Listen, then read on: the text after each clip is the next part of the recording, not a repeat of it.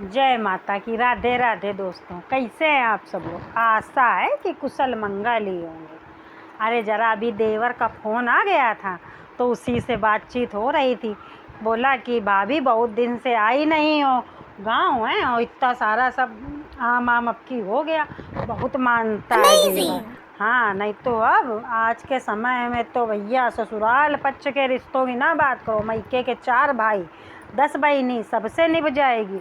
और अगर ससुराल में एक देवर या एक नंद है तो वो सबसे बड़ा समय खराब आ गया। एक हमारा समय है, अभी भी देवर नंद सब उतना ईमान सम्मान देते हैं। हम भी अपनी तरफ से पूरा लाड दुलार है बिल्कुल दिया। हमेशा देवर को कभी देवर नहीं समझा है, छोटा भाई बिल्कुल माना। और अगर हक से हमने डांट दिया तो उसने भी कभी पलट के जवाब नहीं दिया है, हमेशा भाभी भाभी करता रहा। अच्छा, जब तक अम्मा थी तब तक हर चीज़ अम्मा से पूछता था, लेकिन अम्मा के बाद फिर हमसे भी मतलब मान सम्मान का बड़ा ध्यान। अब अम्मा नहीं है तो हर चीज़ में भाभी आप बताओ, ऐसा तब होगा ये वो, मतलब हर चीज़ भाभी बताएं। तो वही फ़ोन आया था कि भाभी अब की इतना आम हुआ है और आई नहीं बिल्कुल। हर बार अच्छा चले जाते थे, अब घर के इतने काम रोटी चौका बर्तन नहीं करते हैं जो बात है, लेकिन जिम्मेदारी बहुत है भाई। रोटी चौका बर्तन, किसी का आना किसी का जाना, सब गृहस्थी का समझना।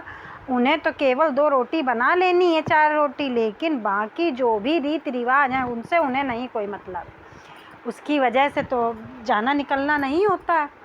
तो देवरानी का पीछे से फ़ोन आया, बोली भाभी आप आ नहीं पाई, लेकिन चिंता ना करो, हमने तुम्हारे लिए मीठा खट्टा सब अचार बना के रखा है। हमने कहा अच्छा। बोली हाँ। तो हमने कहा चलो। तो बोली आप या तो आ जाओ, और अगर ना आ पा रही हो तो गुड्डू को भेजना, तो उसको बबलू को, तो हम फिर अचार भेज देंगे। तो हमने कहा देखो दद्दा को किसी दिन समय मिलता है तो दद्दा के संग आएंगे, और नहीं तो फिर भेजेंगे बबलू को हम, ठीक है। तो बोली हाँ भाभी, आना समय मिले तो आ जाना। तो उसी से बातचीत हो रही थी।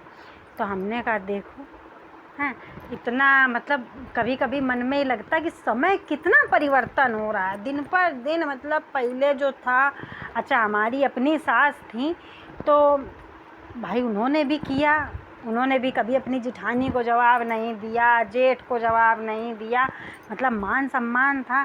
तो बोली कि दुल्हन तो अम्मा को देखते रहे हम, तो अम्मा के ही उस पर हम जितना चल पाए भाई। अब हम भी बहू थे, अम्मा के समय से हमारे समय में थोड़ा परिवर्तन रहा, तो जितना चल पाया हमने अपना मतलब कोशिश पूरी करी।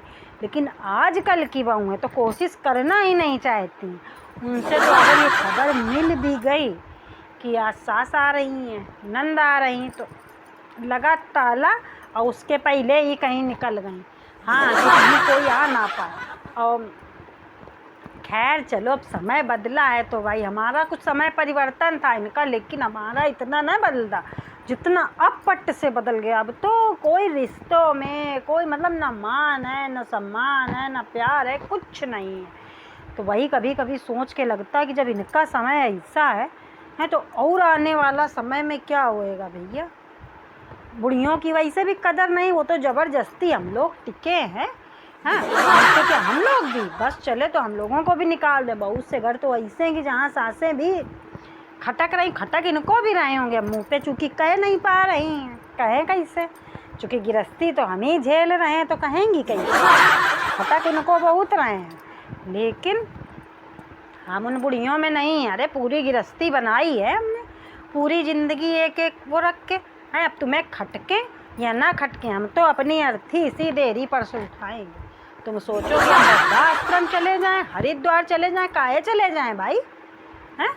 ये सब तुम लोगों के लिए करके दिया है कि तुम लोग सब सत्यानाश करने के लिए, और हम हरिद्वार चले जाएं, घंटी हिलाएं जाके इसी दे।